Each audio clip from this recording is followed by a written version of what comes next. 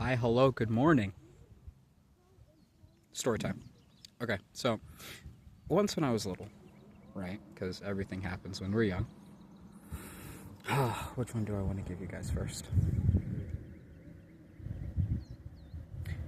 Everyone has struggled, and I think it's good to relate around, so I think it's enough for me to tell you that my childhood, or lack thereof, was more of a little adult experience, right? Lots and lots and lots and lots and lots of abuse.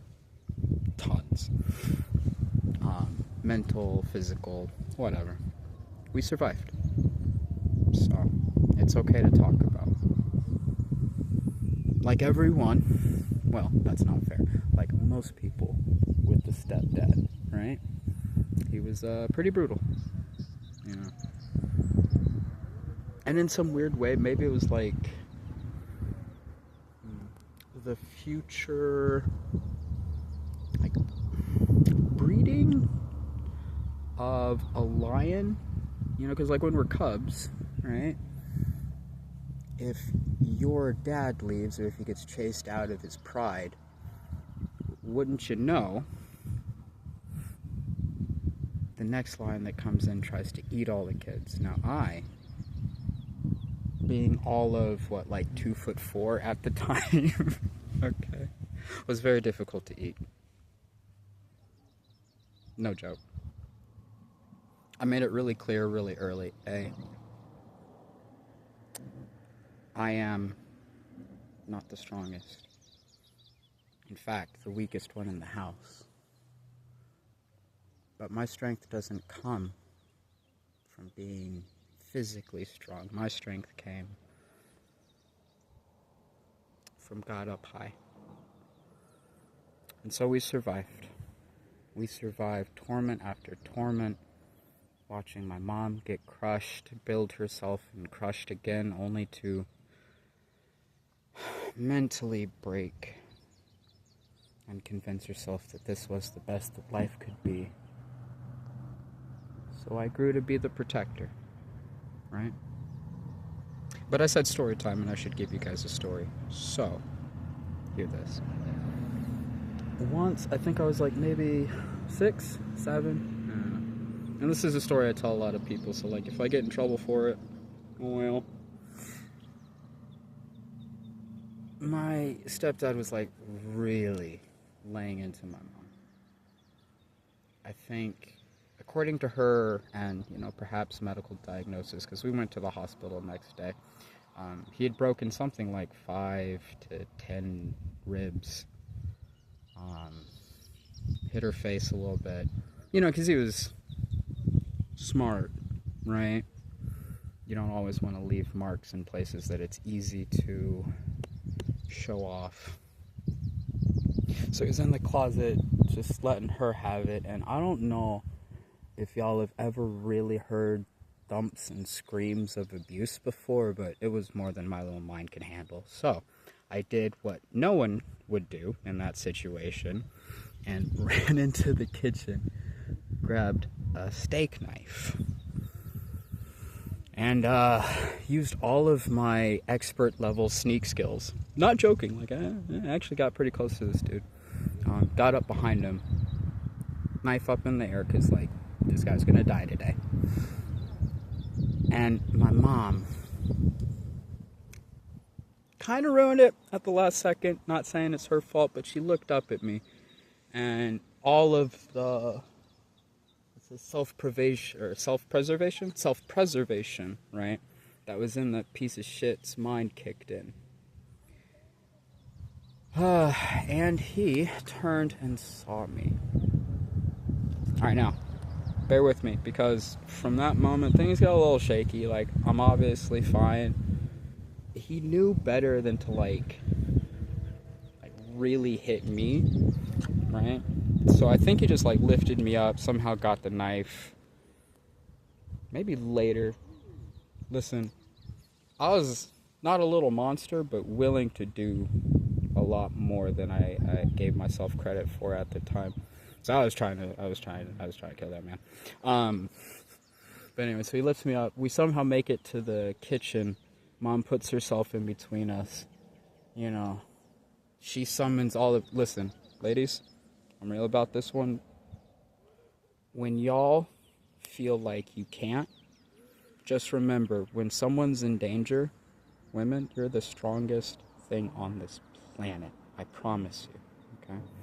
My mom got in between him and I, separated us, swore to the universe above and everything else below, hey, you will not touch my child, okay? And got us out of the house. Barely. Right? We drove for a while. Made it, I don't know, maybe 4 or 5 miles away from that apartment, right? And obviously she hadn't slept. She was injured. More than you would believe. So we crashed. She went up the curb, hit a electric power box. Miracle on miracle, right? Because we were fine. The car was messed up, but we were fine. The ambulance came. They put us into the back of it. Mom tried everything she could to make it seem like it was the car accident for why her body was in the shape that it was in. And that was not the start, unfortunately, but the continuance of many lives. Lives. Freudian slip there, but it works. Right? That would shape our future.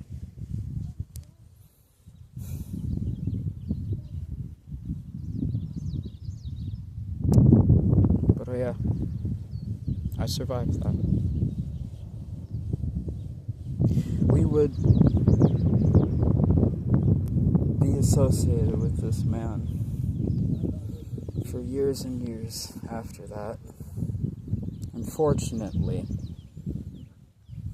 there was no damage that he could do to her, and no amount of police intervention or lawyers telling her that if she just tells the truth, she'd be safe, right? That could land in her head. So, that's just where we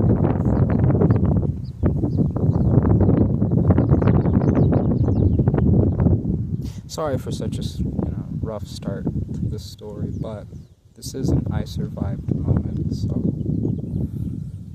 it should be a, if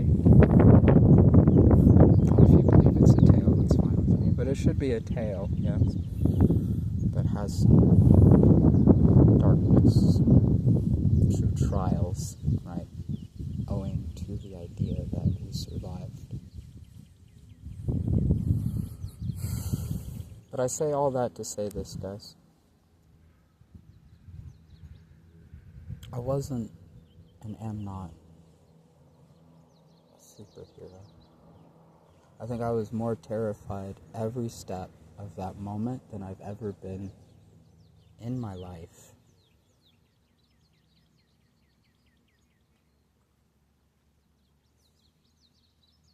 So if some of you are out there listening to this, you're in an abuse cycle, or you're unfortunately a child who got access to my video. I hope not. I don't always mind my language.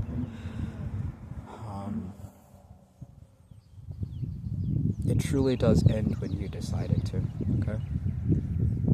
I don't really want to give you the conclusion of the story just yet, but I will say this. From that moment on, that man feared me. He's 6'2", 6'1", usually averaging like 215, 240, right? And I, at the time, some maybe 45-pound child, because I was a preemie before I got, tall and grumpy. Tall.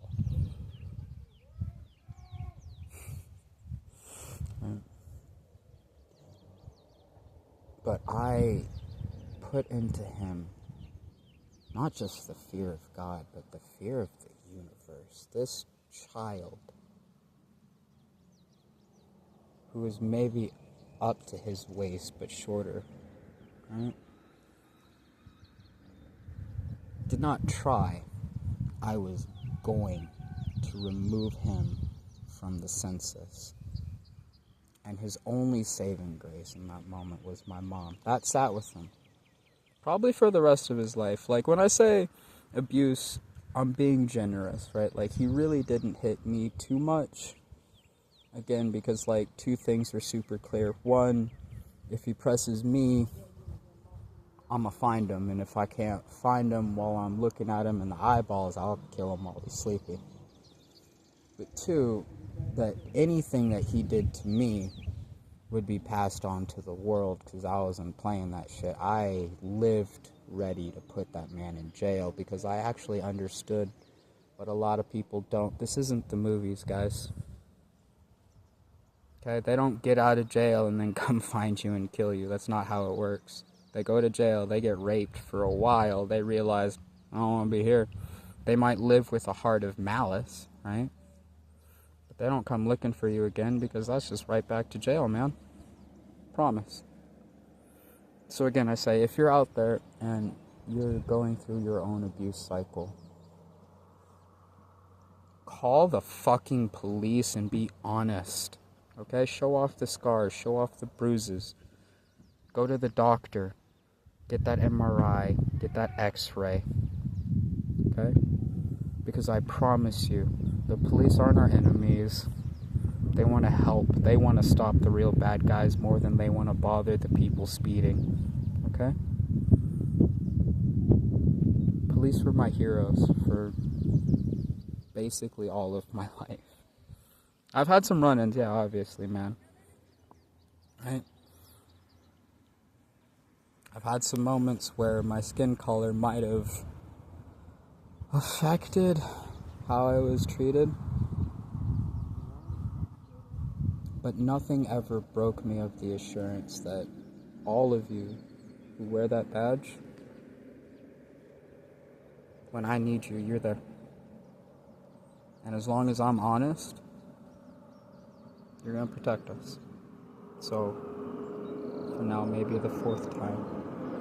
Repeats are going to be often on this channel, so sorry. But if you're in one of these abuse cycles, okay, there is a way out. It's immediate. You don't need to be afraid. Speak your truth. And go. Be free.